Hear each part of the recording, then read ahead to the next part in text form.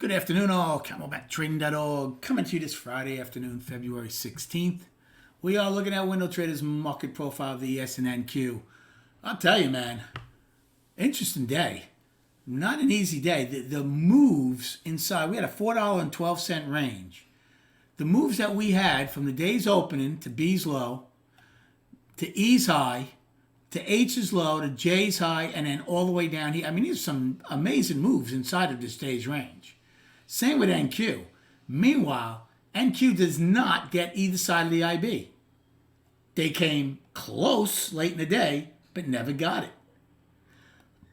Righty ends with a 9-wide point of control, the day's high, the day's low, and an inside day. They stayed inside of yesterday's range. So that should be a decent opportunity coming on Tuesday.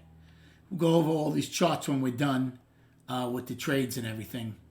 NQ goes out with just a day's high and low. I was debating about using J's high as an afternoon rally high, but I'm not. What I find fascinating is look at this little mess up here. We have a gap fill, we have yesterday's high, and we have today's high, all within about 6 points of each other. I thought there was a good chance when J period was finally going that we would get today's high and those things. ES goes out 8 wide. Now, I'm not going to ignore 8 wide point of controls, but if we don't get them on Tuesday, I don't carry them forward. We did not get both sides of the IB. We came close, but we didn't. We did fail on a trend day up, so 7 out of 26. In fact, we tried to go trend up twice today, and they both failed, okay, in E and in J. I had a good day today. It was a difficult day. I was down very early on a NQ long. Got hurt pretty good, but I worked hard, battled back in both of these things. And then I had a very fortunate trade that I didn't even know I had on that we'll go over also, which really ended up being the icing on the cake. Not the easiest week. There was some pretty interesting moves. We had a chance for an outside day up, then an outside day down. When we came down, we end up with neither. We had a chance for an outside week up when we were trading up above 48.50 late in the day in J and K, and obviously gave that all up. But in the bigger picture, still pretty healthy here in the longer term aspects here for the ES with the monthly and the weekly. So I took a long in ES when we pulled back in A period against the single print from yesterday. I thought they might hold above the lower distribution. Now, I got paid on it. I think I took 2 or 3 points out of it, and then it caved in. Now, the loss I took was an NQ in A period. First off, I thought for sure we were going to get that gap fill early. Even if we got the overnight low, I thought we'd still go back and just get that gap fill. I wasn't looking to get the overnight high. So it opened, came in, got the overnight low fairly quick, and started coming in. So I forget exactly where I started the long, but then I added at the afternoon pullback. I thought this was a visual area that we'd get a decent, like speed bump. You had half back. You had the point of control, which is only 7, and the afternoon pullback in H. Well, they blew right through it and took me along for the ride. So I got out of it and started the day in a hole. Gave back, obviously, what I made in ES and was now down in NQ pretty good. But I battled back. I went long in I shorted ES with the one-time framing down. That worked. I shorted NQ in C period. When we came back up to half back, that worked. Now we finally stopped the one-time framing down in C period, but those trades were working. I took a short in D period against the sell tail. I'm like, I don't think they're going to go back and eat all of it. I had a really good trade in D period. A lot of ebb and flow shorts that were working very nicely for me, and I did very well on that. Then in F period, I took a short. I thought we were going to finally stop the one-time framing up. We didn't. But between F and then G, I was continuing to do that, and those all worked out, those ebb and flow shorts. And then we did finally stop the one-time framing.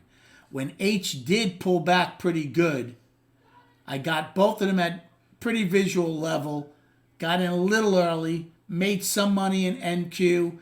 ES, I bought one at 38. I was bidding 32 to add more. Never got there. Got to 33. It went back to 38. I took it off basically unchanged. I think I made a tick, and then she went, which really ticked me off.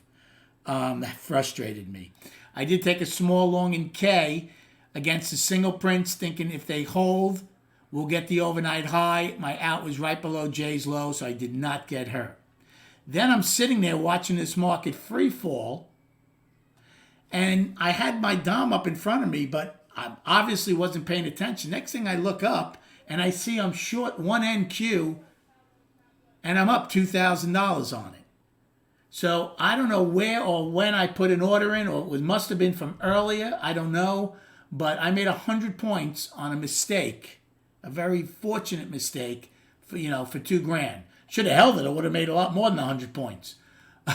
But it also could have easily have gone the other way. I obviously shorted it in either J or K.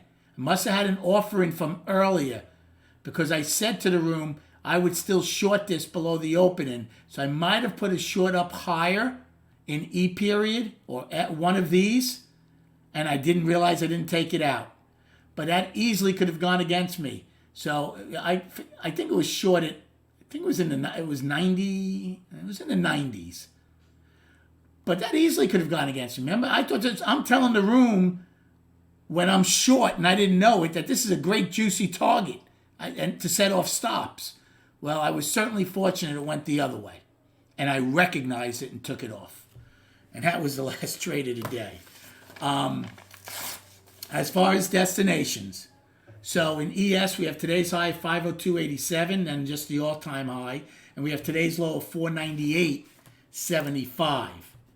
In ES, we have the daily high at 54.50, and we have the low at, I think that's 12.35. Again, I put it in bigger increments, so there might not be the exact price, but it looks like it's 12.35 with 13. I should write those down prior to putting in bigger increments, so I have the real right price to give you for the high and the low. Now, let's go to these charts.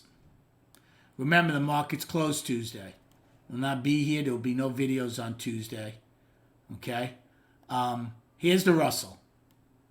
Now, the Russell has come out of an inside month to the upside. That's positive. However, for me, we need to still take out December's high, which would finally put the monthly up after 2 years. Okay, I know some people might be calling up already. I know we're one-time framing up 4 months, but to me, I want acceptance above this whole mess. Okay? Right? The original high was 201.99. December did get up to 205.49, but then closed below it. January spent most of the time below it. And now finally February is trying to get above it again. So if they take out December's high, they'll finally be up. Inside month up. We'll see. Keep an eye on that. The weekly came out of balance pretty much to the upside this week. Okay? So I would call the weekly up unless you want to incorporate this high, which is, again, December's high. But since it's a weekly and not a monthly, I'll call the weekly up. Right? They went from down to balance. They balanced 3 weeks and now up. But this is the key one. December 25th, week, that weekly high, the week of that high. So the monthly's balance. I'll call the weekly up, and the daily came into balance 3 days ago, right? They had gone bull, balance on CPI day, continued balance. Yesterday went back to bull, and today's an inside day. So at best, it's up to balance. I wouldn't call it pure balance. So we have an inside month we're up on the Russell and an inside day for today. And they're still holding a gap.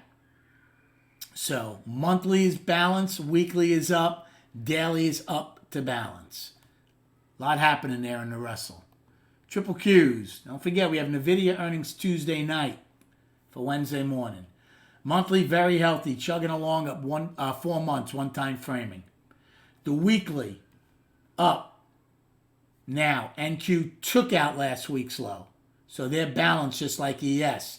So I would call NQ a 2-week balance, but Triple Qs is still up.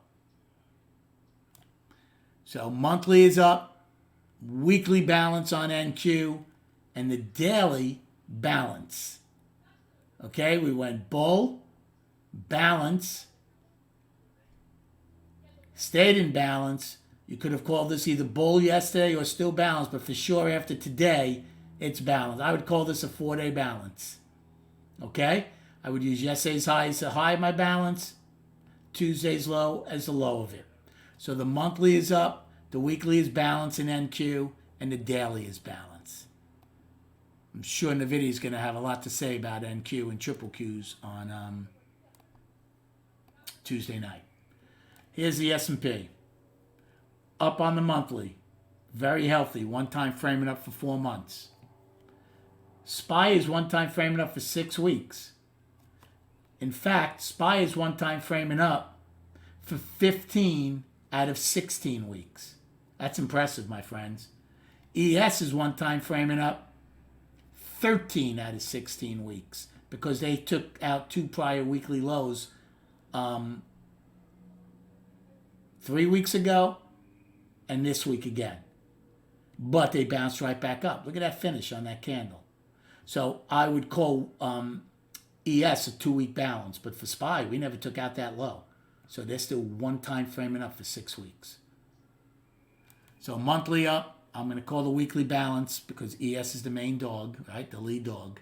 And the daily is balance.